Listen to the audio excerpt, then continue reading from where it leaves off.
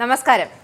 ബി.ജെ.പിയിലേക്കുള്ള Jose K മാണിയുടെ ചായ്വ് പാർലമെന്റിൽ വഖഫിലൂടെ വ്യക്തമായി.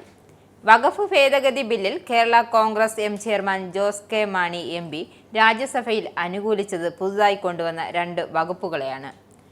വകുപ്പ് തിരിച്ച് നടത്തിയ ശബ്ദ വോട്ടെടുപ്പിലാണ് ഇന്ത്യ LDF മുന്നണികളുടെ കർശന നിർദ്ദേശം മറികടന്ന് ബി.ജെ.പിക്കൊപ്പം ചേർന്ന് വോട്ട് ജോസ് കെ മാണി രേഖപ്പെടുത്തിയത്. വഖഫ് ബോർഡിൽ ഏതു സ്വത്തും വഖഫായി പ്രഖ്യാപിക്കണമെന്ന വകുപ്പ് എടുത്തുകളഞ്ഞ ഭേദഗതിയെയും വഖഫ് തർക്കങ്ങളിൽ ട്രൈബ്യൂണൽ തീർപ്പിനെ ചോദ്യം ചെയ്ത കോടതിയെ സമീപിക്കാമെന്ന വകുപ്പിനെയുമാണ് ജോസ് കെ മാണി അനുകൂലിച്ചത്. പാർലമെന്റിൽ നടന്ന ചർച്ചയിൽ പങ്കെടുത്ത് പ്രസംഗിക്കുമ്പോഴും ഇതേ നിലപാടായിരുന്നു അദ്ദേഹത്തിനുണ്ടായിരുന്നത്. ബില്ലിലെ വ്യവസ്ഥകളെ അക്കമിട്ട് നിരത്തി ചർച്ചയിൽ പ്രസംഗിച്ച ജോസ് കെ മാണി ഇതോടെ രാജ്യസഭയിലും തിളക്കമാർന്ന പ്രകടനമാണ് കാഴ്ചവെച്ചത്. പൊതു വോട്ടെടുപ്പിൽ ബില്ലിനെ എതിർത്ത ജോസഫ് LDF തീരുമാനം ലംഘിച്ച് ബി.ജെ.പിക്കൊപ്പം ചേർന്ന് വോട്ട് ചെയ്തു.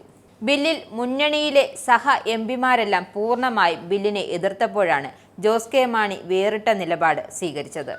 നേരത്തെ കേന്ദ്രത്തിലെ ഇന്ത്യ മുന്നണി നേതൃത്വവും കേരളത്തിലെ LDF നേതൃത്വവും ജോസ് കെ മാണിയുമായി ബന്ധപ്പെട്ട് പ്രതിപക്ഷത്തിന്റെ പൊതു തീരുമാനത്തിനൊപ്പം നിൽക്കണമെന്ന് ആവശ്യപ്പെട്ടിരുന്നു.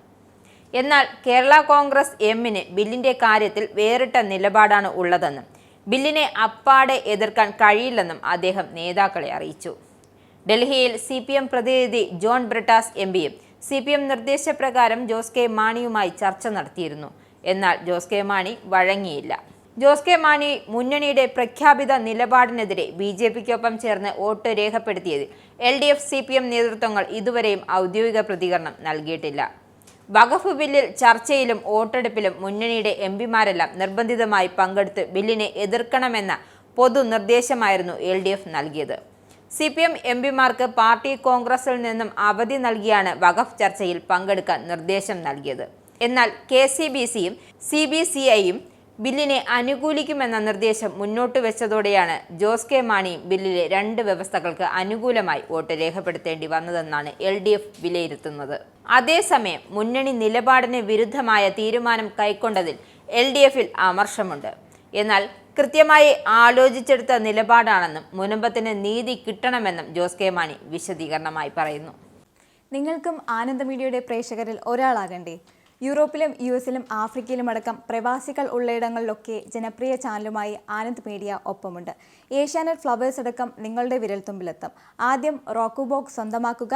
അതിൽ നിന്നും ആനന്ദ് മീഡിയ ആപ്ലിക്കേഷൻ ഡൗൺലോഡ് ചെയ്യുക, ഇൻസ്റ്റാൾ ചെയ്യുക. എന്നിട്ട് 02085866511 എന്ന നമ്പറിൽ ഞങ്ങളുടെ കസ്റ്റമർ കെയറിൽ ബന്ധപ്പെടുക. അല്ലെങ്കിൽ +91 735 660 3747 എന്ന നമ്പറിൽ വാട്സപ്പ് ചെയ്യുക. ആനന്ദ് മീഡിയയുടെ സേവനങ്ങൾ സ്വന്തമാക്കുക. മറ്റു ചാനലുകൾക്കൊപ്പം ആനന്ദ് TVയും എൻജോയ് ചെയ്യുക.